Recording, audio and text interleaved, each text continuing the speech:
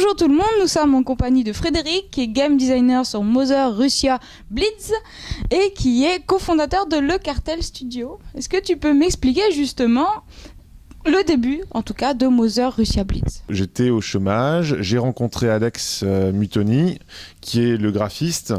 On a commencé tous les deux à travailler pendant 2 mois sur des influences du jeu, ce qu'on voulait faire, définir vraiment les premières pierres. On a rencontré ensuite Florian Renaud, qui est le programmeur du jeu. Et donc il nous a rejoints et on a commencé à travailler sur un prototype plus concret sur Unity. Avant d'être game designer sur ton propre jeu, est-ce que tu étais déjà dans le jeu vidéo et est-ce que ça t'a apporté des outils ou un savoir-faire que tu n'aurais pas eu sans? J'ai commencé par l'Engmin, donc j'ai fait le parcours game design. J'ai fait 2 stages à l'époque, un chez Make & Sleep et un chez Lexis Numérique. Et en sortant de l'Engmin, j'ai travaillé pendant 1 an et demi à Ubisoft, donc sur Just Dance. L'ensemble m'a permis en fait d'apprendre à faire un jeu. Au début, l'engine c'était plutôt théorique, comprendre les premières bases. Toi qui as connu justement les gros studios, enfin les petits, moyens et gros studios, est-ce que t'apprécies vraiment ce un peu retour au garage, au fait maison, ou est-ce que t'aurais quand même envie d'avoir une vraie structure et d'être 15 sur ton jeu? J'avais vraiment envie de retourner à quelque chose de plus essentiel où on est peu nombreux et du coup peu nombreux, un rapport hiérarchique identique. Et donc on a tous une vraie décision sur le jeu. C'est ça qui était assez intéressant parce que plus on est nombreux, forcément plus il y a de la hiérarchie, plus ça peut. S'il n'y a pas de hiérarchie, si tout le monde doit se mettre d'accord sur quelque chose, bon, c'est un peu compliqué. Donc non, à ce jour, c'est vraiment ce que je souhaitais. Grâce à Devolver, la chance de te retrouver à l'E3 l'année dernière, en juin 2015 donc. Ouais. Est-ce que ça t'a apporté une réelle plus-value? Ça a été assez extraordinaire. En plus, on a eu la chance que le trailer, donc c'est un ensemble de trailers de chez Devolver qui sont passés à la conférence de Sony. Donc ça a été une énorme plus-value. On a eu énormément de journalistes qui sont venus nous voir, énormément de retours. En fait, il faut se mettre dans la situation où nous, on est tous les jours chez nous, un peu renfermés. Renfermés, on aime parler aux gens, etc. Mais on sent un peu en autarcie quand même. Et du jour au lendemain, se retrouver à l'exposition comme ça, de voir notre trailer diffusé aux côtés de Batman, etc. dans une salle. Il y avait plein de jeux connus, quoi. C'était assez grandiose. Et ensuite, c'était la première fois qu'on travaillait vraiment avec Devolver. On se rendait compte comment ça se passait.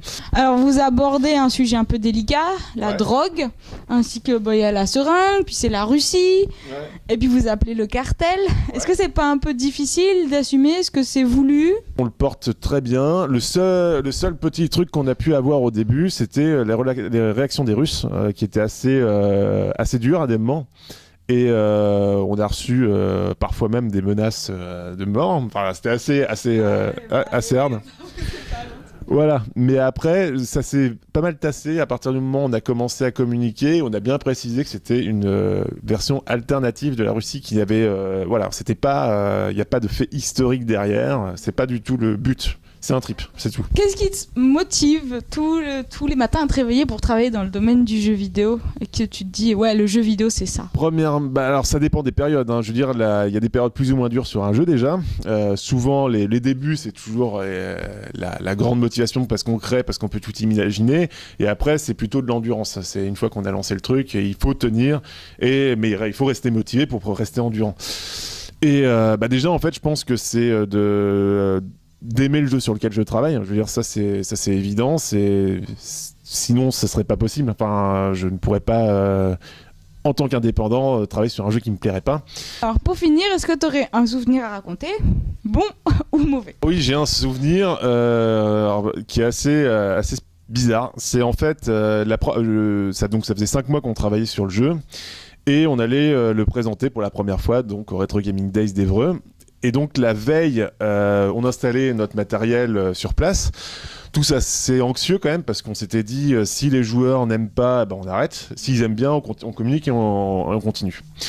Et en fait, donc on est en train de mettre le matériel, on voit les gars de l'assaut et au moment donc on va pour partir, on sort du lieu Et dans la rue, en fait, on voit un type qui est là en train de nous faire un signe, genre papa et tout. Il nous fait ouais, venez, mais genre l'air affolé quoi.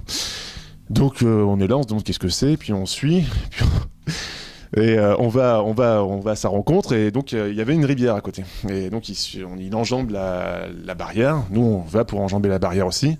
Et puis là il se penche, il y a un pont. Donc il y a la rivière qui est comme ça. Puis il se penche, puis il regarde là, il fait, c'est un cadavre ça. Puis on se penche, et en fait, il y avait un mec mort. Et en fait, nous, on s'est dit, putain, est-ce que c'est un présage pour demain moi, j'avais jamais vu de corps de ma vie, et c'est la première fois qu'on était, nous, ça représentait un gros truc.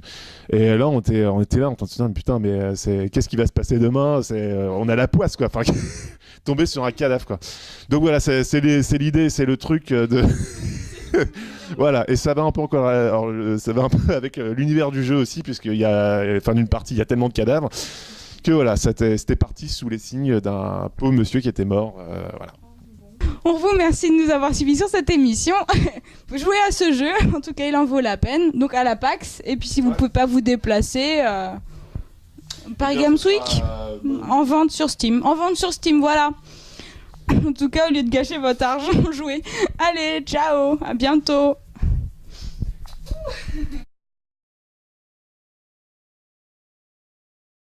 Pour conclure.